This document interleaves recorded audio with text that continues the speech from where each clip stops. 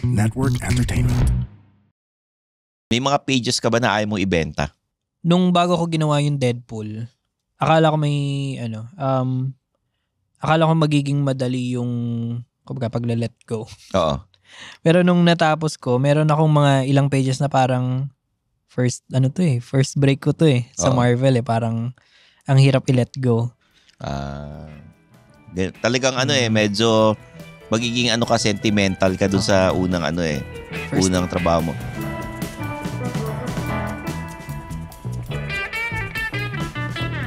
Mga Immortal, welcome to the Underpaid Podcast. I'm your host, Stanley Chi. Ito ang podcast na pro-employee para sa mga Immortal wherein we talk about work-related topics in a light manner na parang nagkukentuhan lang tayo.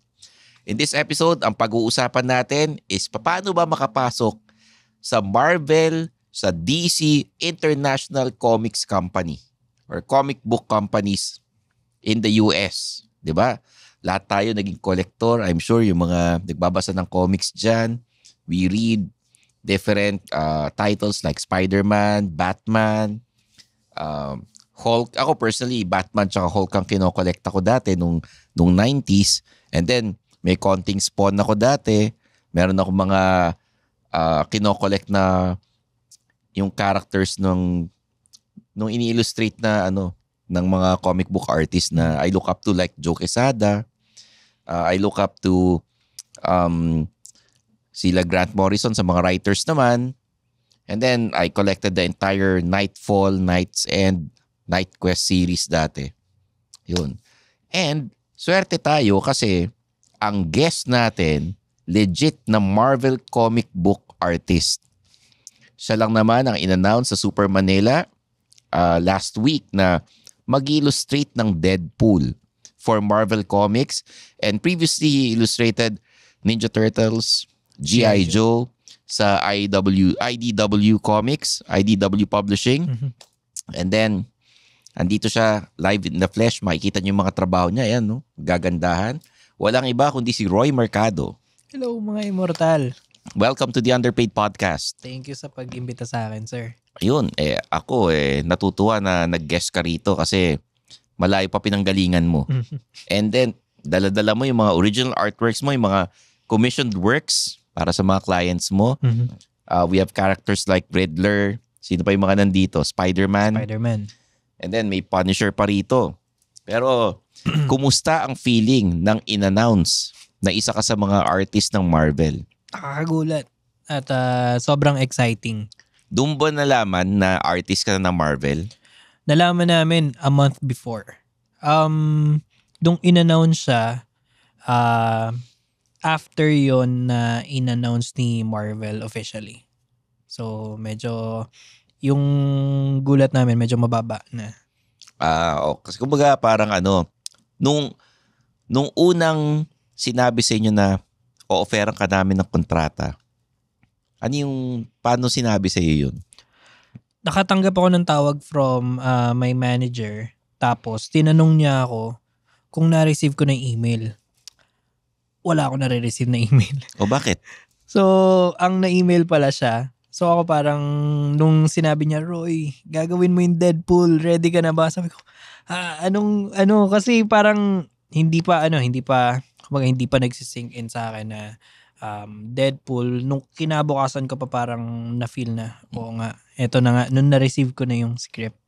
Tapos may email, finorward sa'yo. Finorward sa akin. Tapos in-announce pa sa Super Manila. So, kumbaga, legit na yun. Mm-hmm. Na sinabing, eto na nga, ang Marvel artist na mga bago, si Roy Mercado, sino pa yung mga kasabay? Von Randall and Franny. Yun. Cover artist naman si Franny. Yes. Galing, di ba? Ito, Pinoy Pride. Kasi, hindi lahat ng Pilipino ay nakakapag-illustrate for Marvel Comics. Yeah. Ngayon, marami ng mga Pinoy na comic book artists. Marvel, DC, IDW, sa Dynamite, saan pa yung mga... Skybound. Ayun, marami na nag-illustrate. Pero, paano ka ba nagsimula na makapasok? Alam ko naman na hindi Marvel Nagsimula ka sa IDW. Mm-hmm. Paano ka nagsimula na mag-apply as a comic book artist? Yung start ko talaga, nag-self-publish ako ng comic book. Tapos, akala ko kasi mapapansin na agad siya. So, pero that time, medyo mabagal pa yung progress ko nun hanggang sa nag-post ako sa social media and may nakapansin ng art ko. Tapos doon nagsimula, tapos na-offeran ako na gawin yung G.I. Joe. As in, sa social media, anong pinost mo na artwork nun? Naalala mo pa ba? Yung self-published comic book ko. Pinost ko siya sa social media. Tapos may nakapansin na manager. Manager dito o sa ibang bansa? Sa ibang bansa. Tapos inoferan ka kagad, G.I. Joe. Oo, G.I. Joe. Ano yun? Cover or pati interior? Yung in-offer sa akin, cover. Cover work siya na G.I. Joe. Tapos, doon talaga nag-start sa Nung una ba naniwala, medyo parang, totoo kaya itong kaya siya? Manager kaya talaga siya ng IDW? Hindi, akala ko nga scam eh. Oh. Tapos hanggang nung niloop niya na ako sa email with editors, ang editor ko for that issue is si Tom Waltz. So, nung chinek ko, legit nga. Did you ask fellow artists na, guys, may nag-contact sa akin na manager? Wala Legit eh. ba to? Dahil nga, dahil kasi simula ko pa lang, parang ilang buwan pa lang ako nagpa-post ng artworks. Wala akong masyadong kilala, so wala akong mapagtatanungan. So, nag-research ako, tinignan ko yung editor. Legit naman, editor talaga yung kasama sa email. In-introduce naman nila yung sarili nila. Tapos, doon nagsimula. Doon kami nagsimulang i-conceptualize yung gusto nila for the cover. Tapos, dahil nga ang ginagawa namin that time is Filipino character for G.I. Joe. Sabi nila, we think you're perfect for to do this project. Kasi Pinoy ka. Kasi Pinoy ako. And then, ikaw ba nag-design kay Multo? Yun yung pangalan ng character sa G.I. Joe, si Multo. Partially. Pero meron silang sariling design. Yung mga gusto nilang makita doon sa character. Pero sabi nila, free ka naman na i-interpret kung ano yung feel mo na babagay doon sa character. Did you give them versions na ito yung sa inyo na gusto nyo? Ito yung gusto ko. Ginawa nyo ba yun? Once or twice, may back and forth kami. Once or twice. Ganun. Pag pinag-design ka ng character, dagdag ba yan sa bayad sa'yo bilang artist? Dapat meron. Ibig sabihin, hindi ka binayaran. Oo. Sabi mo, dapat meron. Sige. Before being a comic book artist, ano yung trabaho mo? Ako ay nagsimula ako as a graphic artist, tapos na-promote hanggang bago magsara yung company. Supervisor sa isang ESL company. Nagde-design kami ng books and curriculums for Korean and Chinese students na nag-aaral mag-English. Okay. Ito yung mga nakikita mo. Yung mga Koreans kasi pupunta ng Pilipinas para mag-aaral ng English. So yung mga booklet na pinag-aaralan nila. Books, mostly online. So, nasa screen na sila. Tapos, yun, I think nakatulong din yung experience ko doon sa pag-develop nung style ko as a comic book artist. Kasi, pag nagde-develop kami ng material, pinag-aaralan namin kung paano magbabasa yung students, dinedirect namin yung buong page. It's like illustrating a storyboard for advertising, di ba? Yes, parang ganun. Tapos, kailangan ma-feed mo ng information si students nang hindi siya mabobore. Okay. Nung time na graphic artist ka, magkano kinikita mo nun tsaka anong taon nito? 2017, ang kinikita ko ay 13,000 pesos. Per month? Per month. As a graphic artist? 9 to 5, pupunta ka sa office? Yes. Yun. And then, naglabas ka ng independent na comic book. You published 100 copies. Magkano nilabas mong pera? 16,000 pesos. So, kulang ka pa ng 3,000. Abonado pa. Abonado ka pa, di ba? Oo. Pero, yun yung naging puhunan mo para makapasok sa international na comics industry.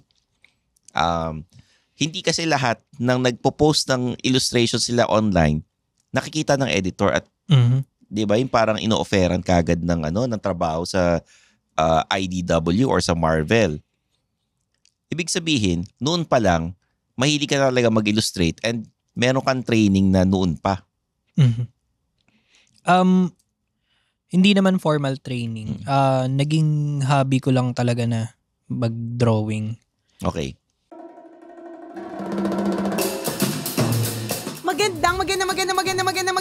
Magandang araw para sa mga mas nakaka-lurky na storya, mas masayang kwentuhan, mas nakakautot sa kaligayahan na chismisan.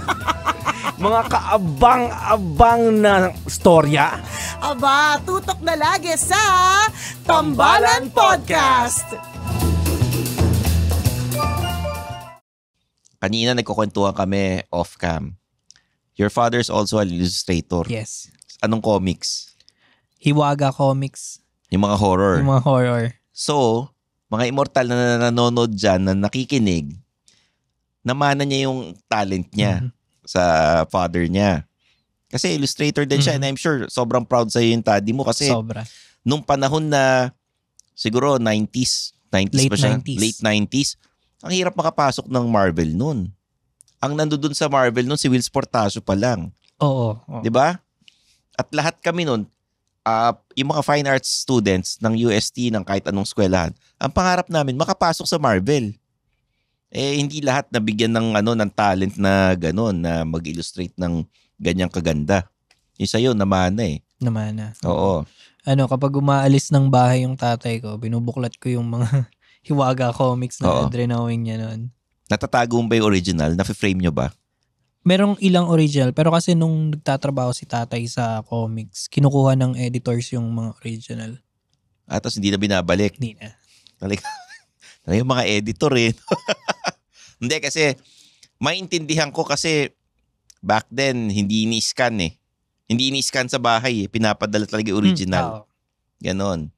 So malamang, natabi na sa kung saan, hindi na inaibalik sa kanila. Sila lang ang may scanner na malaki nun eh. Oo. Wherein ngayon, pagka nag-illustrate ka for international comic book companies, yung original ikaw nagtatago niyan kasi pwede mo ibenta.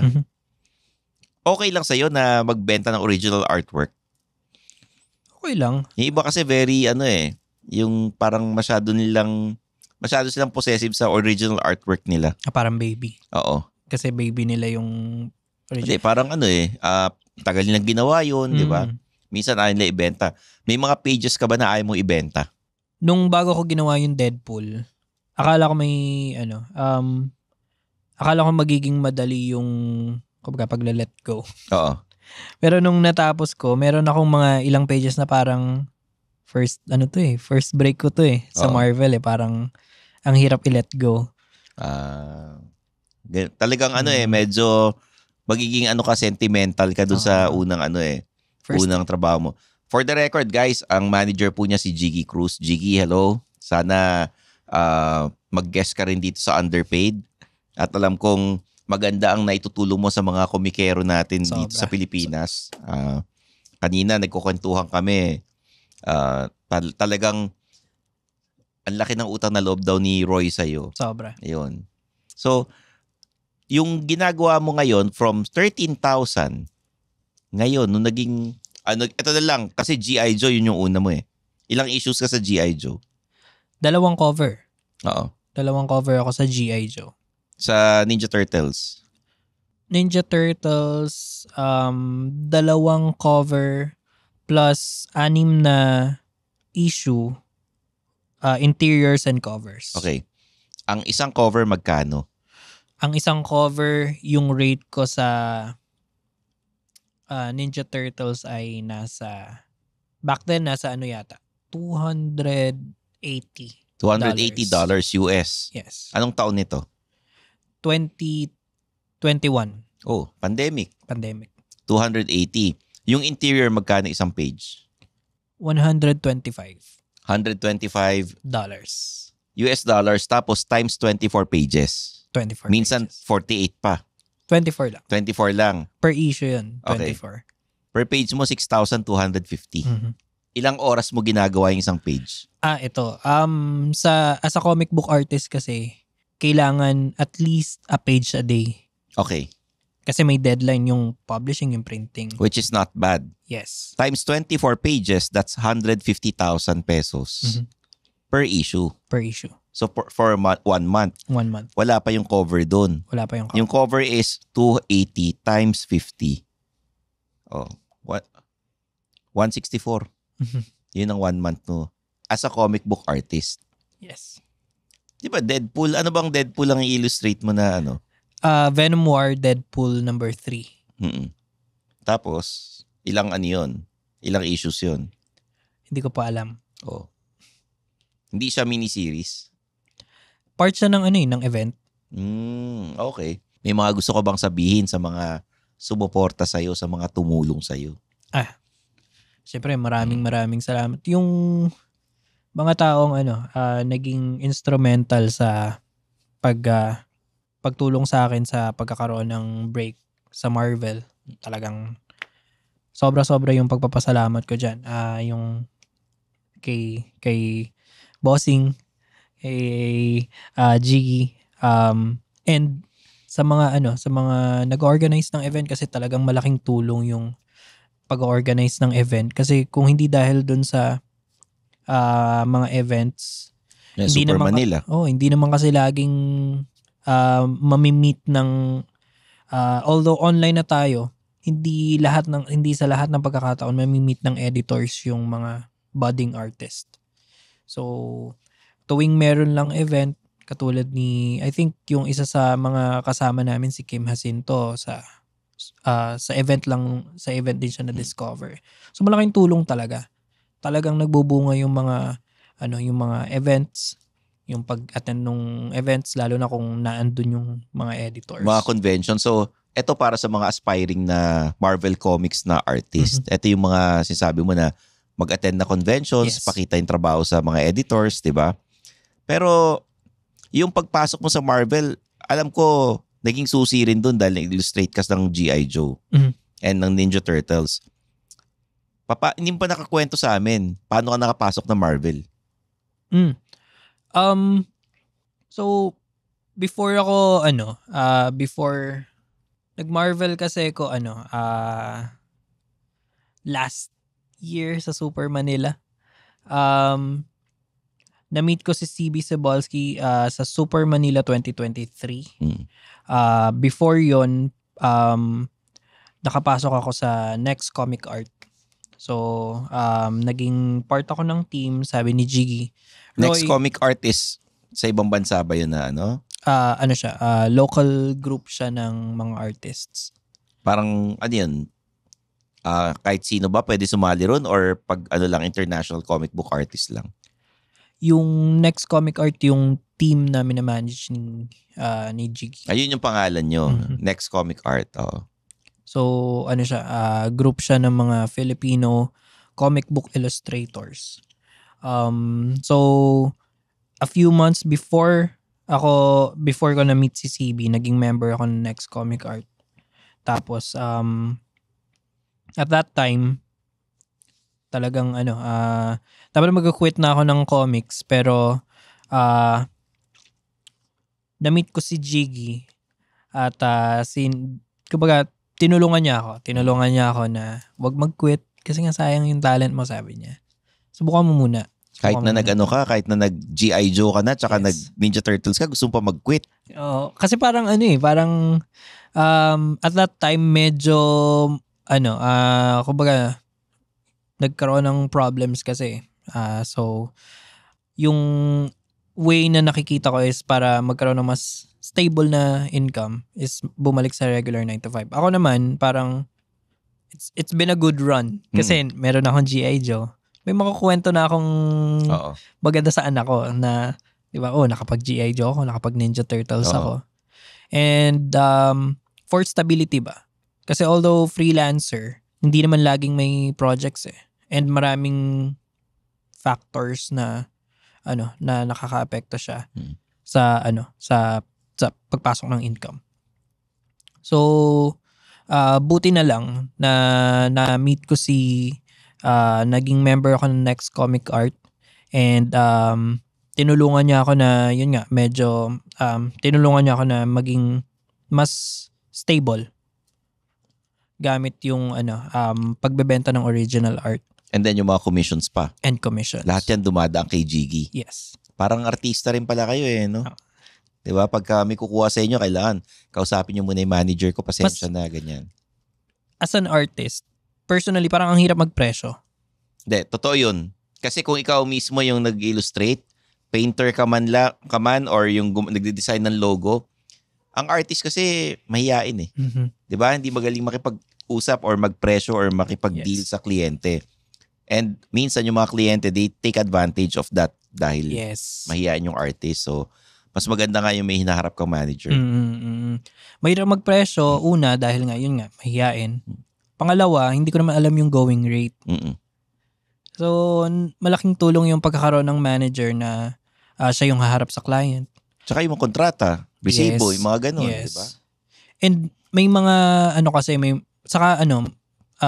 iwasan mo na ma-scam. Mm-mm. So, mafi-filter out niya na yun. Tapos pagdating sa akin, kung ano na lang yung gagawin ko. So, nakausap niya na si client. Alam na niya kung ano yung gusto ni client. Mm-mm. Gagawin ko na lang. Oo. So, mas madali yung process. Oo. So, tinulungan niya ako na makakuha ng commissions. And, nag-set up kami ng booth sa Super Manila 2023. Tapos, nireview ni CB Cebalski yung portfolio ko. And, yun, after a couple of months, tinawagan ako ni Marvel kung gusto ko daw mag-test. So, kapag papasok ka ng Marvel Comics, Marvel or DC or Marvel or kahit sa DC. image pa yan, no? kailangan mong mag-test. Mm-mm. So, titignan nila yung speed and yung quality ng gawa mo. If you can beat the deadline. Yes. Yes. Which is really, really important. Oo. So, after a couple of months, nag-test ako. Tapos, matagal yun. Siguro mga ilang weeks din. Tapos, nasa bumibili ako sa department store nung tinawagan ako ni Jiggy. Mm-mm. Sabi niya, Roy, willing ka ba na magpunta ng France? Kasi gusto ni CB na isama ka sa Marvel Art Atelier. Ano yung Marvel Art Atelier? Ano yun?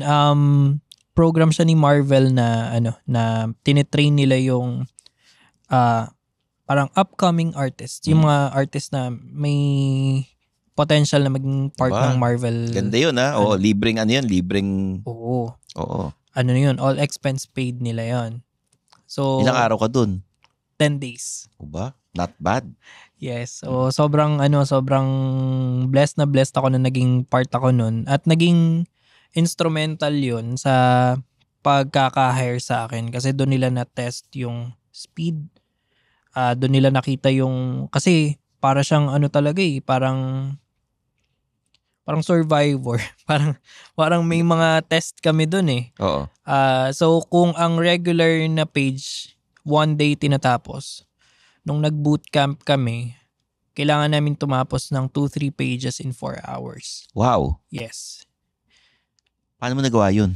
Hindi ko rin alam kung paano ko nagawa yun. So, wala, galit-galit muna, walang galit-galit nag-uusap. muna. Ganun. Oo. So, 5 kami. Sino mga kasabay mo? Dalawang Italian, isang Spanish, saka isang taga-US. So, ako lang yung Pilipino. Lahat kayo nakapasok? Hindi. Hindi kami lahat nakapasok. Ilan yung mga nakapasok? 2 lang kami. Sino yung isang kasabay mo na nakapasok? Yung winner. Sino nga? Si Zuleyma. Zuleyma yung name. Anong in-illustrate niya ngayon? Hindi ko alam kung anong Pero, illustrate niya. Dahil sabi mo siya yung winner, ano yung premyo niya? Project. So ano yung project niya na yun? Hindi ko pa alam eh. Hindi pa. Hindi ko pa alam. Hindi ko pa siya Okay. na-chat ulit. So after that, after 10 days, syempre nakakulong kayo. Walang yun? shopping yun. Halos wala kasi talagang pagod. Pero yung event, ginanap siya sa Paris, Disneyland, sa Marvel Hotel. Galing. Tapos, Oh. ang mga teacher namin si Adam Kubert, si galing. Olivier Coipel, si Sarah Pichelli, saka si Carmen Carnero. So, 4 days na sa umaga, 9 a.m. to 12 p.m. yung teaching, tinuturuan kami. Oo. So, after lunch, yun yung practical exam namin. So, although nasa Disneyland kami, parang nung natapos na lang yung event kami nakapaglabas-labas doon kasi talagang challenge talaga siya. Mag-isa ka lang, hindi pwedeng magsama. Mag-isa lang. Pero okay yun ha. All expense paid. Yes. Tapos nung tinawagan ako, wala akong passport at visa nun. So ginawan ka pa ni Jiggy. Nag-apply ako ng passport and visa. First time Pinagawan ka pa. first time kong sumakay ng eroplano nun. Oh, wow. Syempre, opportunity. Mm-mm. So, talagang minsan lang magkaroon ng window na ganun, Oo. kaya grinab ko na. Tapos pagkatapos nun, inoferan ka na after ilang months ng Deadpool. After 2 weeks yata, pag-uwi ko. Eto na yun, Super Manila na. Before Super Manila pa, nakuha ko na yung project. 2 weeks Kumbaga, after. inoferan na kayo ng contract. Oo, kasi June, katapusan ng June, nakauwi ako parang a couple of weeks after na-receive na namin yung email. Galing. Ano sinabi sa inyo nung Nung, sa contract? Tsaka yung after the event? After the event, ang pinapirma kami ng mga contracts. So basically parang part na kami ng family, although it's hindi siya assurance na magkaka-project ka. So basically naka-sign na ako nung umattend pa lang ako nung event. So nung pag-uwi ko, okay na, bibigyan na lang nila ako ng project. Kumbaga Marvel artist ka na.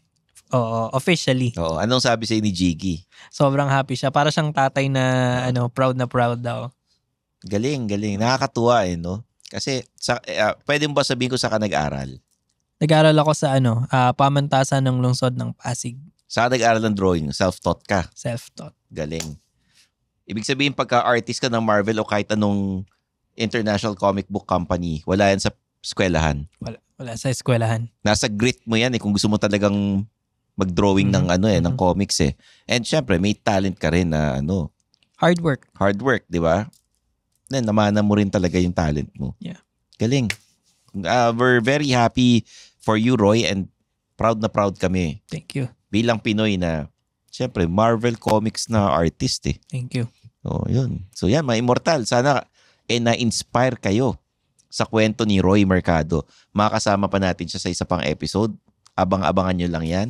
Pero please like and subscribe to the Underpaid Podcast. Leave a comment, rate the podcast, and follow us in our socials. Ako, may Suplado Motors sa Facebook, Instagram, TikTok, YouTube. And meron kaming collaboration with Julius Babaw, Julius and Tintin sa 1PH. Every Thursdays may road trip with Stanley Chi doon under Suplado Motors. And then, Men's Room sa One News every Friday nights, 9 p.m.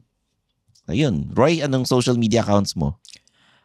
Pwede nyo ako i-follow sa Instagram, Roy Mercado _ Ayun. Salamat, Roy, At Thank you.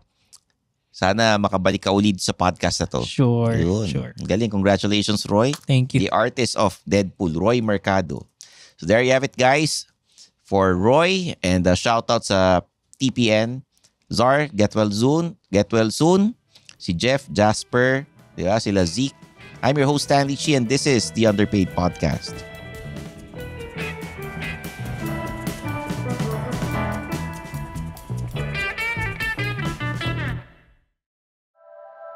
The opinions of podcast creators, hosts, and guests are not necessarily reflective of the official stance of the Pod Network Entertainment, its hosts, or other network programs. The content created by the people behind the podcast is personal and not meant to harm any religion, ethnicity, group, organization, company, or individual.